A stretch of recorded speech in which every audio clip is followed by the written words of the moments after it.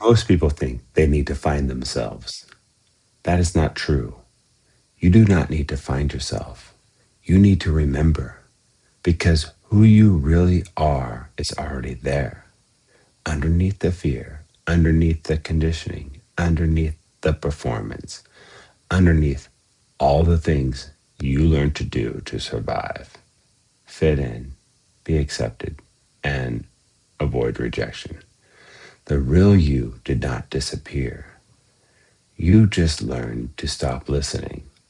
And the strange thing is, most people can feel this. They can feel that there is something inside them that is more true than the life they are living. That is why success does not always make people happy.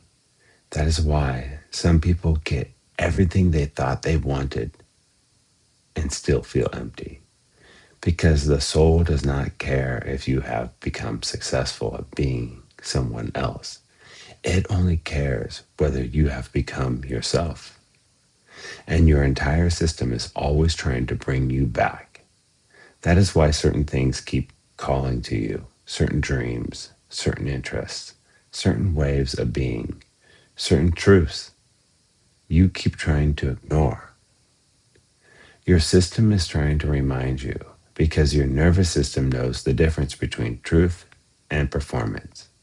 Your brain is always predicting, always asking, who am I? What kind of person am I? What is safe for me? What is true for me? And it answers those questions based on repetition.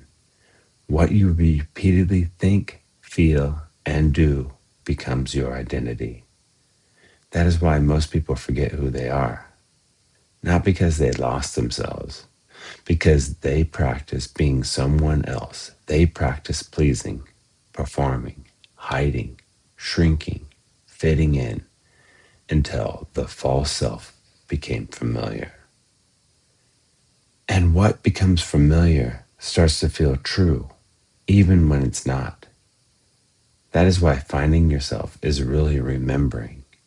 It is removing what is false.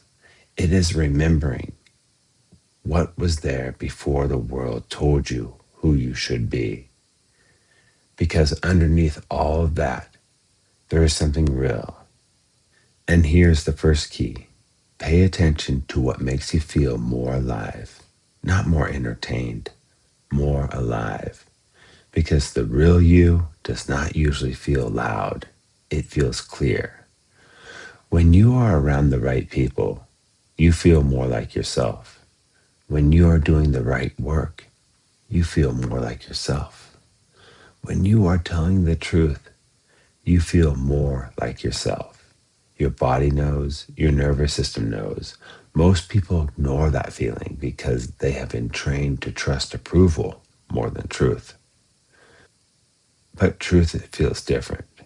Truth feels quieter, stronger, cleaner. And there is a science behind this. Your brain has something called predictive processing, and it is constantly comparing who you think you are to what you are experiencing. When you live out of alignment with who you really are, your brain experiences conflict, stress, tension, exhaustion, because one part of you is trying to perform while another part of you is trying to come home.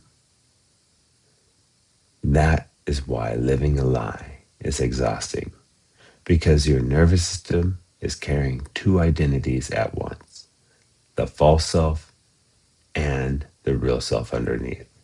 Eventually, one of them has to win. And the more you tell the truth, the more your nervous system starts to relax. Because truth creates coherence. The mind, the body, the emotions, the actions, they begin to move in the same direction. And that is power. Most manifestation teachers were pointing to this in different ways. Neville Goddard said, assume the feeling of the wish fulfilled. And most people misunderstand that. They think it means pretend harder. No, it means become congruent. Become the version of yourself that already knows who they are. Carl Jung said that the privilege of a lifetime is to become who you truly are. Ralph Waldo Emerson said, "What lies behind us and what lies before us are tiny matters compared to what lies within us." Different words, same message. Remember who you are, because the real formula is simple: attention, emotion, repetition, identity, reality. What you repeatedly focus on and emotionally reinforce becomes your identity, and your identity creates your reality. So if you want to remember who you are, stop rehearsing who you are not.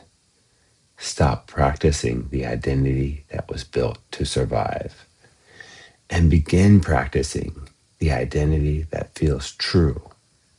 Here are a few ways to begin. Ask yourself, what do I love that I keep talking myself out of?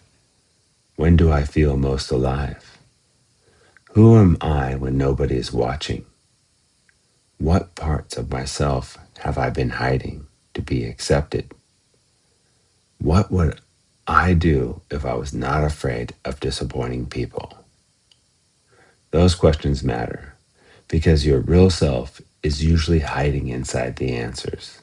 And then practice telling the truth. Small truths first.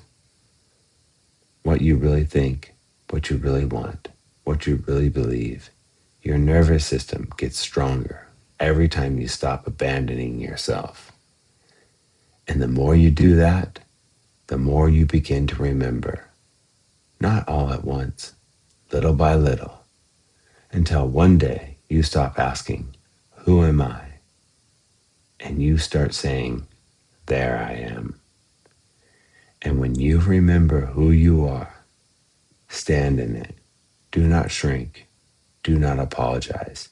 Do not trade your truth for approval, because the people you are meant to walk with are not just like-minded.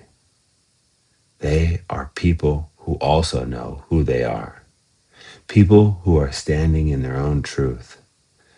And when real people find each other, they become stronger together. That is the next step. But first, remember who you are, because you were never lost. You were only taught to forget. Go in love and peace, with wisdom and understanding. Enjoy this day.